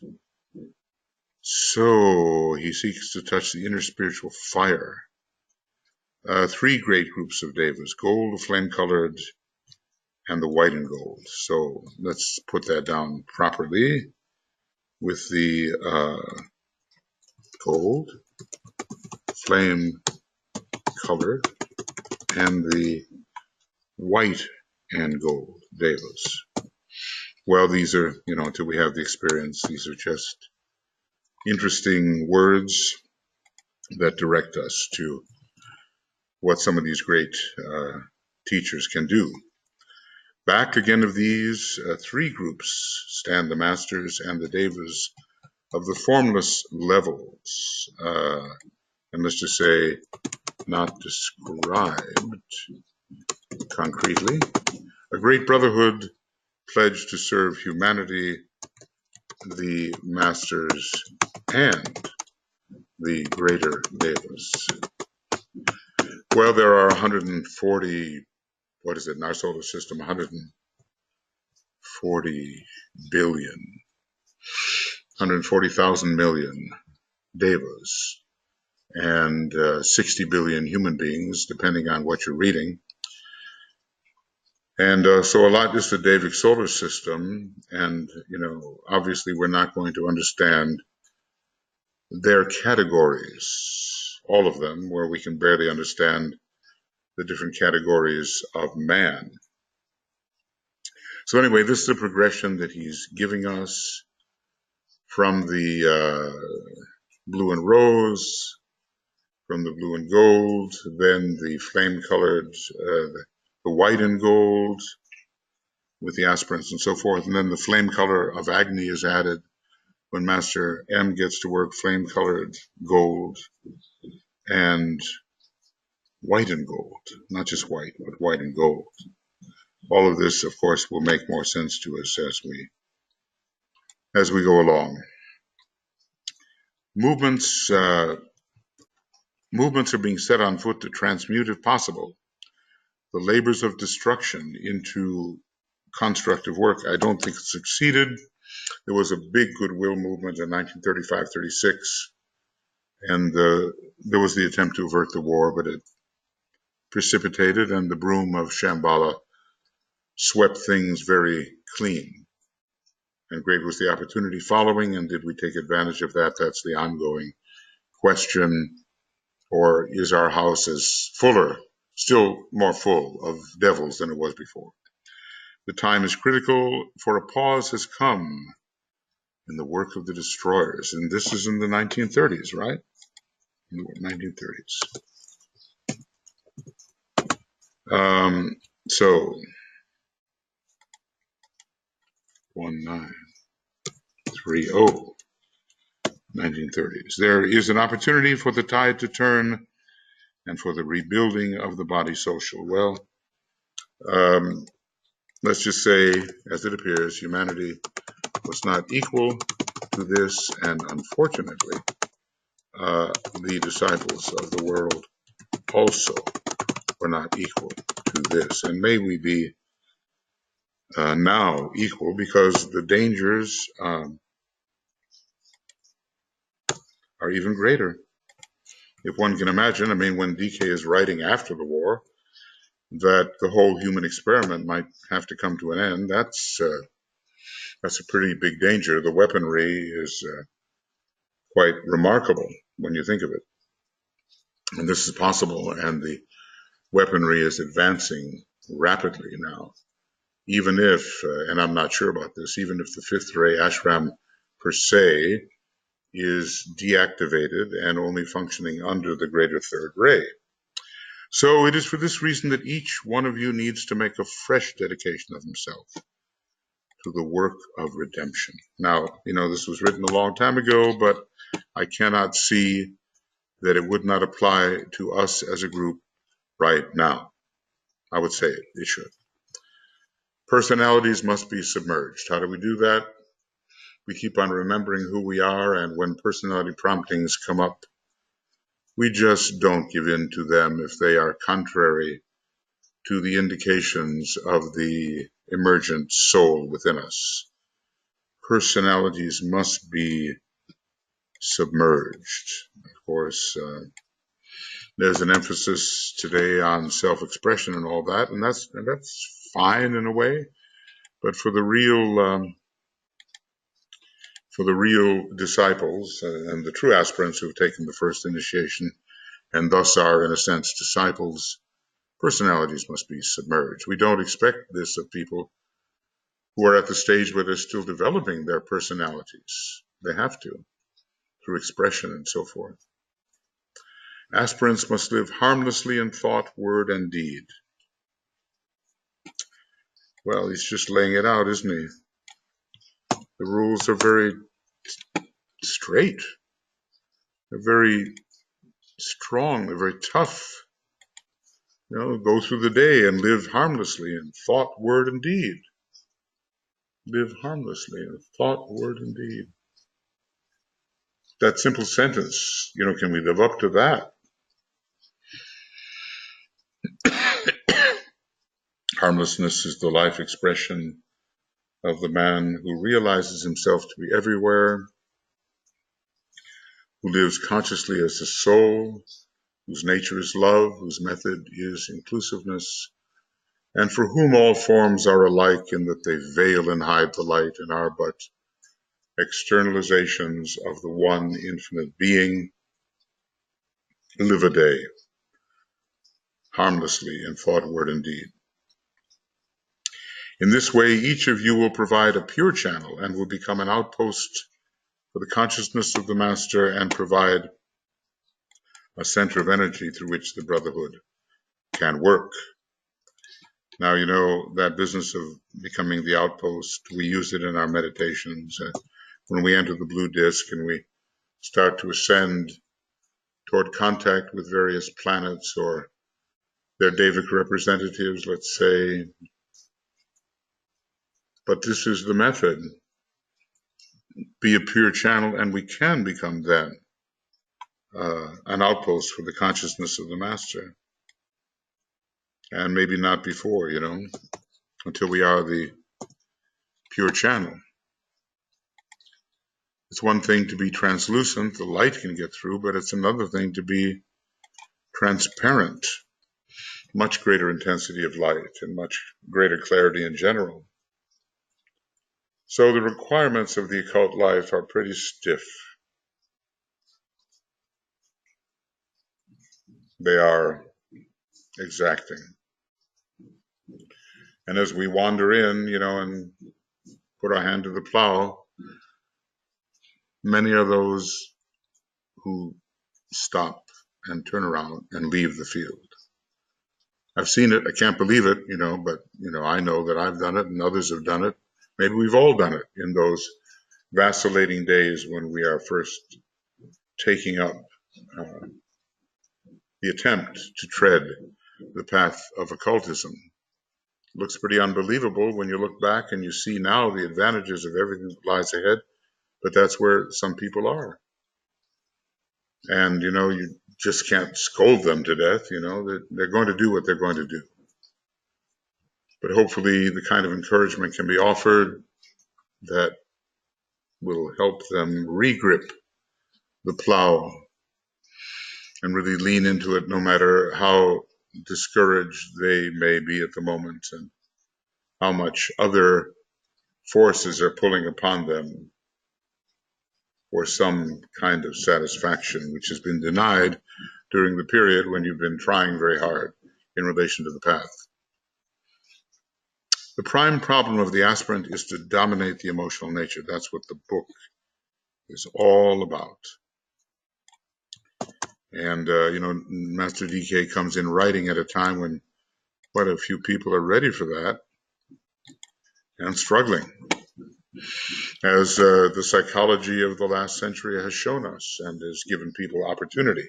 The prime problem of the aspirant is to dominate the emotional nature. Then he stands victor on the field of Kurukshetra, a plain south of the city of Delhi, India, so the story goes, where they say glass formations can be found which only could be created under the impress or because of the detonation of atomic weapons. Is it possible? Anyway, it was a real thing 4 million years ago, and in the psyche of every disciple, including ourselves, it's a real thing. The battle, the scorpionic battle, and once having released yourself from that battle, things go faster. But there's going to be battles all along the way. Can we link Kurukshetra with the temptations in the desert? Well, maybe not. Maybe the Kurukshetra comes earlier and then you get retested in the desert following, apparently, the purification of the astral body. The clouds have rolled away and henceforth he can walk in the light, taking the Syrian path of initiation, whether or not his path is the path to Sirius. Nevertheless, initiation on our planet, at least, is sponsored by Sirius and probably throughout the solar system, inasmuch as the solar logos is the disciple of the logos of Sirius. So, dominate the emotional nature. Control the body of motion. For the waves that rise upon the stormy seas of life engulf the swimmer, shut out the sun, and render all plans futile. Turn to page 473 in this book, and you'll see those important 15 counsels.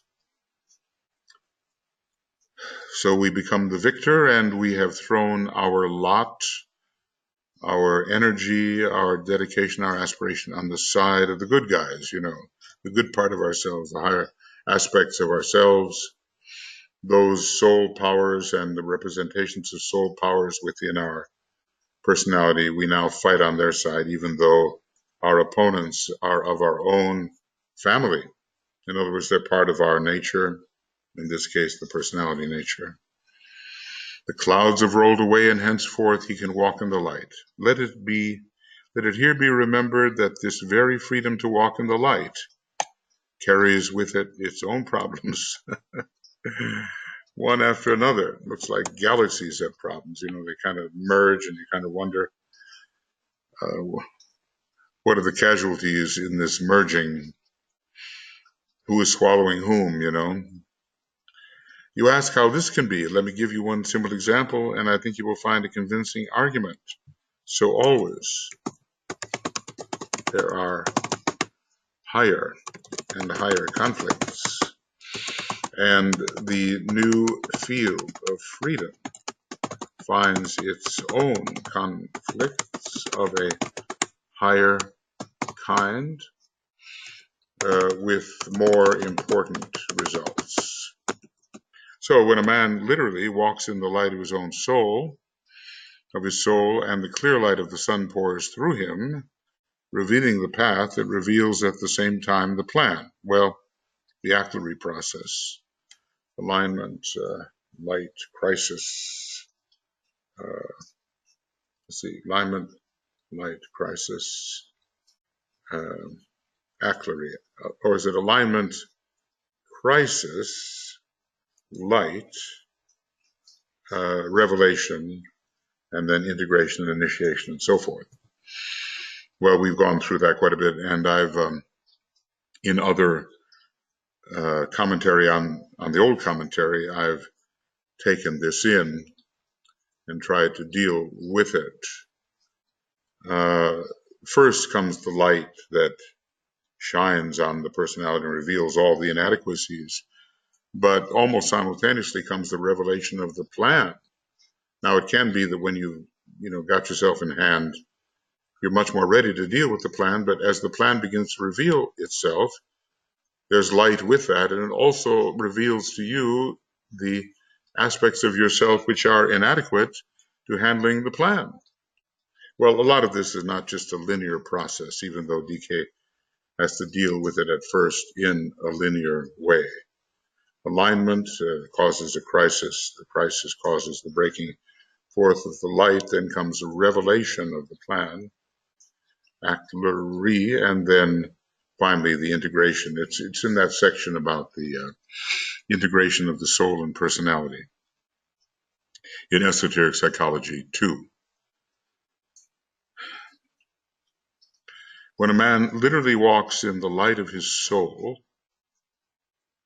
as we are intent on doing, and the clear light of the sun, which is the angel of the presence and our own monad in extension in the causal body, when the light of the sun pours through him, revealing the path ahead, it reveals at the same time the plan. Well, that's good. That's good. The revelation of the plan, we've got to have it. Simultaneously, however, he becomes aware of the fact that the plan is as yet very far from consummation. And I suppose not only in humanity in general, but in himself. The dark becomes more truly apparent. The chaos and misery and the failure of the world group stands revealed. The filth and dust of the warring forces are noted, and the whole sorrow of the world bears down upon the astounded yet illumined aspirant. It's kind of a dark night. Apparently, I don't know if he's going to deal with it here, but he says the Master Jesus had a kind of dark night of the soul. It really dawned upon his soul, not just his mind, when he was on the cross. In his soul, he realized this.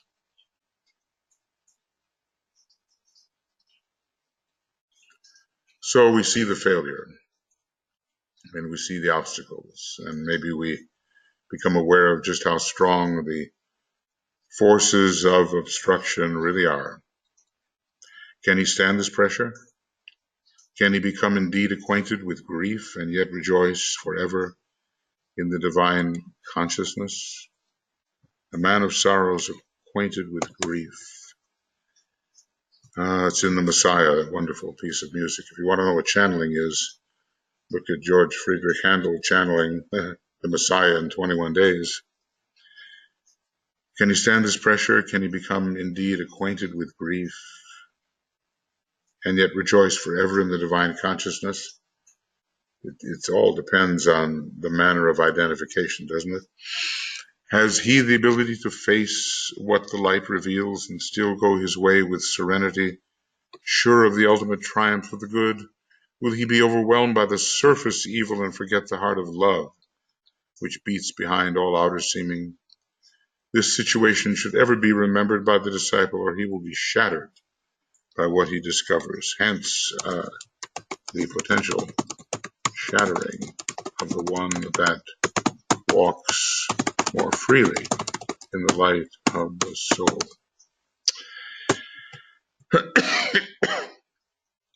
Well, every one of these is a meditation for us, isn't it? We might just sit with it. How much pressure can we stand?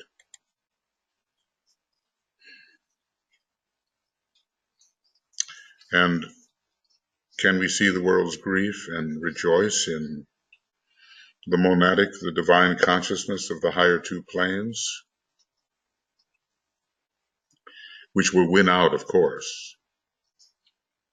Can we face this horrible revelation and retain our serenity and assert, I assert the fact, assert the ultimate triumph of good. I assert the ultimate triumph of good. Will I have a superficial point of view and see only the evil and not sense the great love of the Solar Logos or other still greater beings moving behind the surface evil and beating out the rhythm of love? Are we going to be taken in by seeming? That's a great question concerning the Mahamaya. All of this is a seeming, but what is underneath? Here's where our spiritual discernment on the third level of the mental plane comes in. We've got to discern something deeper behind the outer chaos. So we better remember this, or we will go to pieces, is what he's saying. And that's the problem.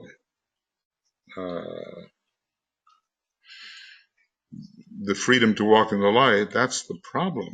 It's what you see and how you react to it or respond to it. So what? No. It's what you see and how you respond to it. You ask how this can be. You ask, how can this be? And then he explains. So do we find ourselves at the moment being crushed by the revelation? That's the question. But with the advent of the light, he becomes aware of a new, for him, form of energy. And basically, soul and higher energies. He learns to work in a new field of opportunity. The realm of mind opens up before him, let's just say higher mind and transcendental mind, and he discovers that he can differentiate between the emotional nature and the mental. And, well, let's just say this is my hope, not be captivated by Kamamanis, which is the condition of mind in which so many people seem to live. He discovers also that the mind can be made to assume the position of the controller and that the sentient forces respond with obedience to mental energies. So let's just call this steps towards mental polarization.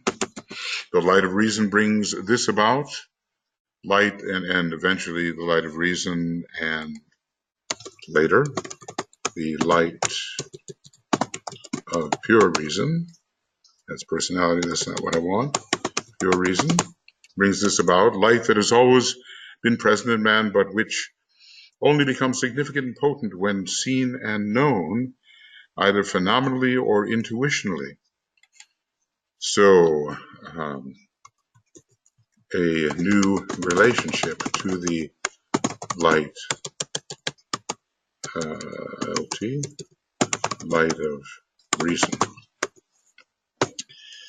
So we grow in strength and we can handle, we don't need to stay in this overwhelming state.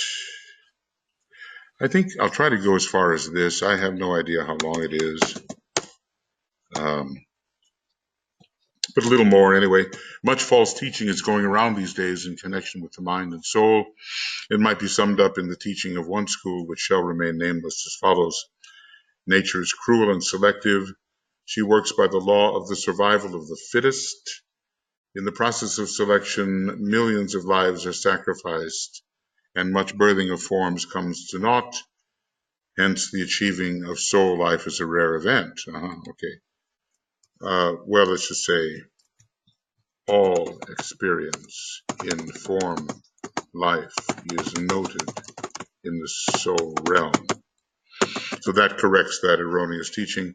But soul life, people don't have souls. It's like, what does that really say? They don't have a consciousness? They don't have a surviving consciousness? What, they're just material beings? Hence, the achieving of soul life is a rare event. Few people have souls, and only a few, therefore, possess immortality and go hence to their own place of power to return no more. Very selfish, what can I say? Very selfish and exclusive and egotistical. But you see that some Christians believe that not everybody has a soul,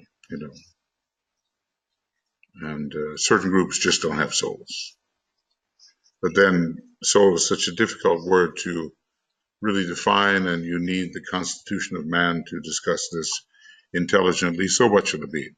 The rest are lost, submerged, and swallowed up in the general process of nature, and the human kingdom as a whole is a dead loss, except for a few emerging and significant figures, which the past and the present produce.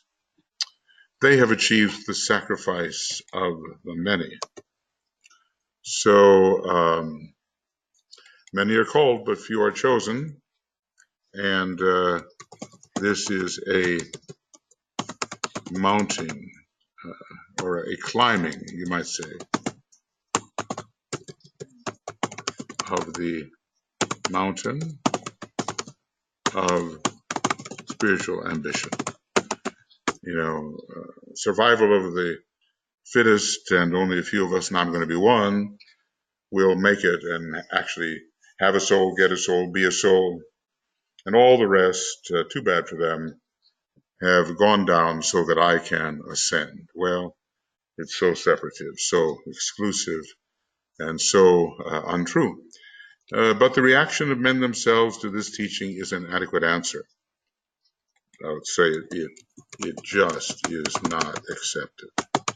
The sense of immortality, the surety of an eternal future, and I might add an eternal past, the innate belief in God, the revelation of the light, the achieving of wisdom, which helps and aids, is not the prerogative of the Senecas, of the St. Pauls, of the Akbars of the race. Not only them, right? But of all. It is found, and sometimes in its purest form, in the humblest peasant, the achieving of wisdom.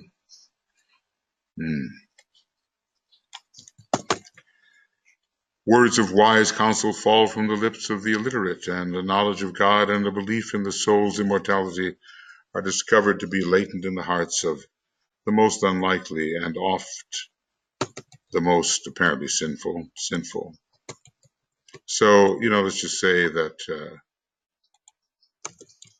that the immortal soul exists in all is widely evident, even in those which society rejects. But when the highly evolved and the most intelligent of the race discover in themselves the divine flame of spirit, I guess, and awaken the power of the supreme controller, well, I don't know if it's supreme. Could this be the monad seated at the heart of their being? Because, what can I say? The heart is the life and the monad. is the life, they are very apt to place themselves in a higher category than other people. There is, what can I say, an egotistical taint in their realization, so the realization is not full. And to classify those who do not have their mental grasp of the differentiations of the evolutionary development as differing so widely from them as to not deserve the names of the sons of God.